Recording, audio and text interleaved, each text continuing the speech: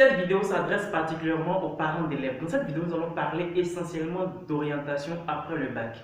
Ce qu'on remarque essentiellement, c'est que les parents commencent à parler d'orientation lorsque les enfants ont le bac. C'est le lendemain de la proclamation des résultats que les parents commencent à parler d'orientation, qui parlent véritablement de ça avec leurs enfants. Sinon, en gros, ils ont quelque chose, ils ont des idées déjà ancrées en eux, ils ont certaines orientations qu'ils ont eux-mêmes, qu'ils veulent pour leurs enfants. Et en général, ce qu'ils veulent pour leurs enfants, c'est quelque chose qu'ils n'ont pas soit eux-mêmes pu faire, ou ce qu'ils ont vu des autres, c'est-à-dire des voisins, des meilleurs amis, des copains faire.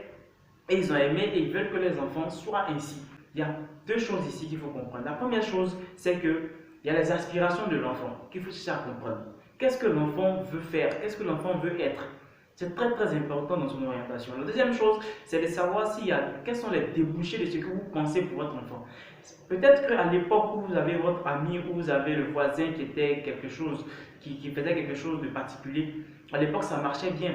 Mais est-ce qu'à l'époque où votre enfant aura cet âge-là de travailler, est-ce que ça va permettre à l'enfant de pouvoir s'en sortir dans la vie? Lorsque vous voulez orienter votre enfant après le bac, cherchez à communiquer avec cet enfant-là pour voir ses aspirations, pour voir ce qu'il aime faire dans la vie. Quelles sont ses qualités, quels sont ses talents en fait. Parce que si vous pensez uniquement à ce qu'un voisin ou un parent ou un ami faisait, ou du moins ce que vous pensez être bien pour lui, sans toutefois creuser pour savoir s'il y a des débouchés dans 5, 10 ans, ça va vraiment être compliqué pour l'enfant. Ce que je voudrais attirer votre attention dessus, c'est de creuser dans vos recherches, de savoir quels sont les débouchés par rapport aux filières que vous voulez, les filières dans lesquelles vous voulez mettre votre enfant. Je prends un exemple. Si vous voulez que votre enfant devienne un avocat, que vous voulez l'orienter en droit, déjà à la base, commencez à mettre en place des stratégies pour que cet enfant devienne un avocat. Ça ne sert à rien de lui dire va faire le droit, tu vas devenir avocat ou bien magistrat ou bien ceci. Non, soyez précis dans ce que vous voulez pour votre enfant. Il faudrait que quand vous l'orientez, il sache réellement pourquoi il va faire ça.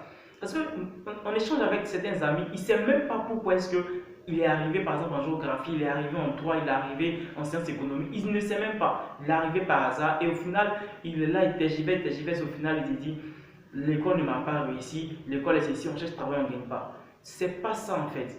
Tout dépend de la base, de l'orientation. Donc, je vous demande humblement pardon de chercher à orienter correctement vos enfants.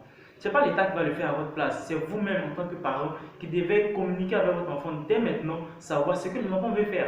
Une fois que vous savez, une fois que vous avez creusé, vous avez vu les débouchés, c'est sûr que ça va lui réussir. C'était Rodé dans le visionnaire pour vous éclairer davantage. Surtout n'oubliez pas, sinon souvenez-vous, vous êtes obligé de réussir avec vos enfants. À très vite.